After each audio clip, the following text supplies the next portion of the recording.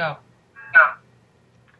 Hi there. So I selected a student with autism spectrum disorder, and some of the strategies to support his or her learning in the classroom are largely around visuals. So as we know, a lot of students with autism are visual learners. So some strategies are requiring visual aids to support transitions, such as use of daily schedules and instructions. He has an EA who comes in 3 times a week for extra support if needed. He receives accommodations but is not on an IEP. Some digital tools to support the learner are things such as an iPad to assist in research and to support with communication where needed if the child is nonverbal or has limited communication. Smartboard for interactive learning. A projector such as Elmo to follow along with the teacher more easily. Laptop to assist in writing skills for things such as narrative. Specific digital programs that I researched and found to support students with autism in the classroom are things such as discrete trial training computer program. So this is an evidence-based direct instructional program, and it's basically they provide lessons across a variety of different domains, and they all have built-in reinforcement and instructions. So the child can do that independently and doesn't need require a teacher. Something like RAS Kids to improve reading and comprehension skills, and something like Mathletics as well would be helpful to improve student math performance. And that's all I have. Thank you. Hi there. So the learning okay, you have to rewind.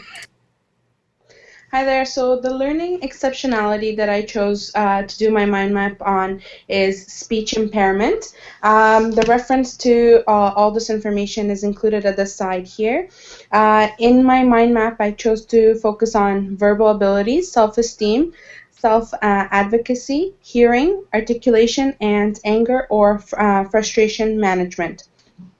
Looking at anger or frustration management, I've set to provide a timeout or cooling down location and to vocalize or model your own steps for dealing with potential anger. And for digital tools, social media can be used to escape and connect, so such as YouTube or Twitter, Facebook, or Instagram. For articulation, as you can see over here, I set to reduce background noise in the classroom and to use a slower pace of speech. Also, digital creation tools such as Bitstrips or Prezi can help. For hearing, I set to post a visual schedule if they can't hear it. But if they have some hearing, you can use the FM system and sound field system. There are also programs such as speech, word, and sign programs. For self-advocacy, you can post steps on how to ask for help in the classroom so they're not afraid, and role play would be great. And some digital tool, expression tools such as Twitter or Skype can help.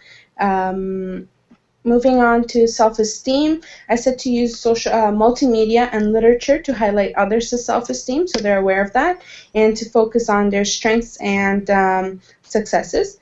Lastly, looking at verbal ability, I said to use repetition when giving out instructions and to pair the oral with visual instructions. So visual creation tools such as Pic Collage, Canva, and Posta can help with that. And lastly, at the top over here, I have the online creation tools that you can use to go along with it: Pinterest, Feedly, and Listly. Thank you. Okay, for my special thing, I did attention deficit disorder and areas of needs in the classroom. I'm just going to enlarge this for a sec. Sitting for long periods of time, difficulty concentrating, staying on task, waiting for others to finish speaking or waiting for their turn, controlling impulses. And I got all this off of the Ontario Teachers Federation website and other Google searches, which I've put all of my references on there in the light blue if you want to refer to later. So teaching and learning techniques to help the student, there's so many, which I learned, which was great. Um, there's break cards, which you can give the student at the beginning of the day, and it gives them agency. And the break card is something that they would present when they are feeling a need to have a break. They would present that to the teacher, and whatever you've established prior, they can sit for 5 minutes by themselves, go listen to some music, take a walk around the school, that kind of thing. What else? Potential digital tools. There's so many. There's speech recognition programs. There's a lot I posted there. Naturally speaking, simply speaking via voice. The use of timers is really good, very inexpensive, just to allow them to know, like when you do, let's say they do the break card, it's 5 minutes. When the timer's up, then they come back to class or come back to the instruction. There's things like talking calculators that have built-in speech. There's a cool thing called Live Scribe Pen, which can record audio and you can upload it to the computer to help with writing and reading. There's math software. Another important thing is because they experience a lot of sensory overload. Earbuds, headphones, lots of things in the classroom, just like recess bells, assemblies, things. It's too much for them. Simple thing like having a pair of headphones is really helpful. And that's about it. Thanks.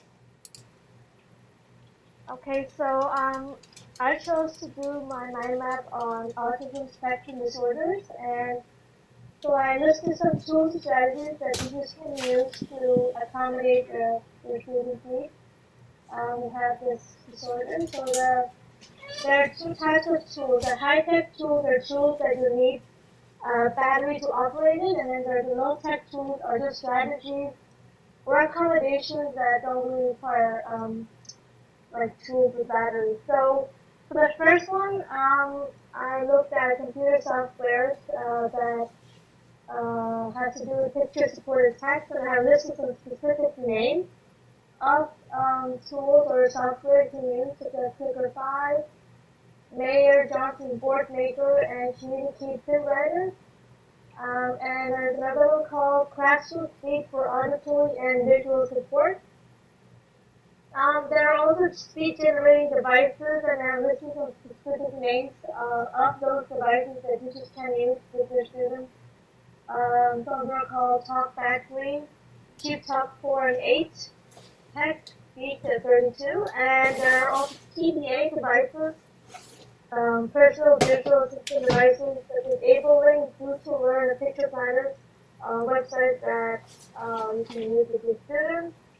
And then in terms of strategies and accommodations in the classroom, for example, for oral, allowing your students to chew gum or to have water in class is really helpful for students with autism spectrum disorders, or giving them chewy devices to put in their mouth.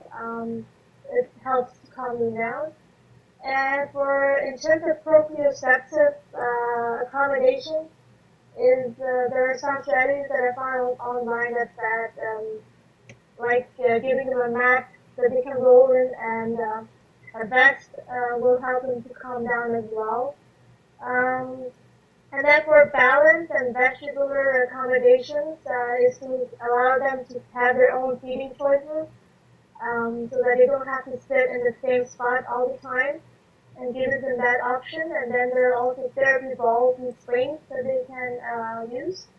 And so sensory accommodations, so providing frequent scheduled breaks and giving them materials and equipment that will keep them engaged. And also keeping them engaged with activities that require sensory activities and reinforcement. And then in terms of multisensory, giving them break cards. So break cards are a visual support which is used by children with ASD to communicate a message that they need some time away from an activity or a task where they're feeling frustrated or anxiety. And I have listed my references at the bottom there. So, and that's it.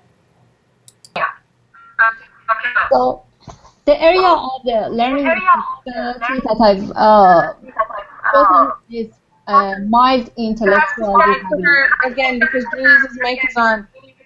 So I cannot hear you. What did you say? Okay. Let's see, again, I have to share it, right? Go ahead. So the area of the learning exceptionality that I chosen is mild intellectual disability. So as you know, this is a kind of disability that usually people have very slow intellectual development, or may usually have a very low IQ. Some usually they have between 2 or 3 standard deviation below the norm, which means that they have an IQ around 70 or 75. So this is by mind map. There are many different areas that we could work on that, but the most important one was these areas. One of the most important one is their metacognitive problem and memory and low intellectual ability. Some other areas that is mostly common between different disabilities are attention skills, anger management, low self-esteem that is as a result of a difficulty with learning, and also the processing speed they have. For every area, I've chosen some of the strategies that I think that is more applicable in the class, but not just a few one, because you know that people are different. So I think that maybe we have to have different options to use in different times, in different situations. For example, for memory, I think repetition is really important. Also, we can use different assistive tools, teaching memory strategies, or for example, for low intellectual ability, creating IEP is really important, or differentiated is really important. For other areas is the same, and I invite you, if you have a time, you can refer. And we're at 12 minutes and 30 seconds. Right? So this is the whole strategies. At the same time, I found assistive tools for every area, which is including some apps, and some of them are not online tools or technology. For example, in anger management, they use books and stories to control the anger. And I have my references here. Thank you, Justice. Who's the other person? Alright, so one observation that we as a group discussed was that we didn't realize that there are so many exceptionalities out there, and there are so many other resources that we can use to accommodate for our students. It was an eye-opening activity. Correct.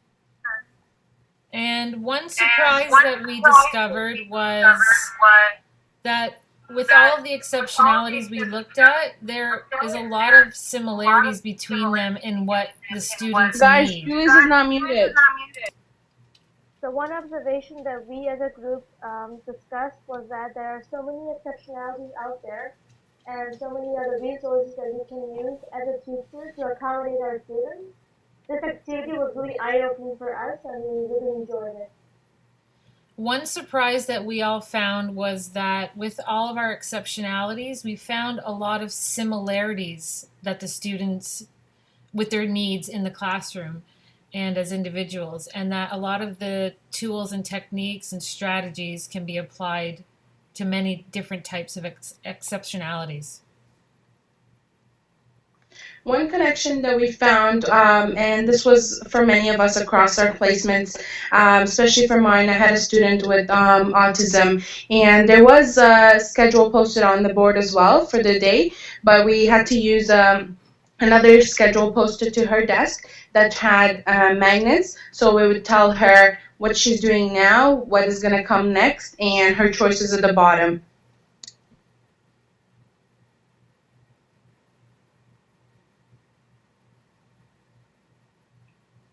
Okay, Julie is now going to say our question and to end it off.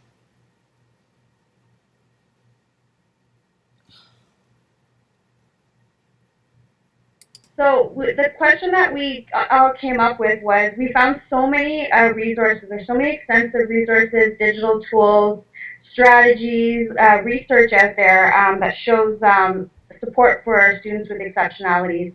And question that we had was, how do we know where to start? And how do we have the time to do all of this research and implement all of this in our classroom? How do we know that the tool that we would pick would be the best for that individual student? And that's it. Thank you for listening.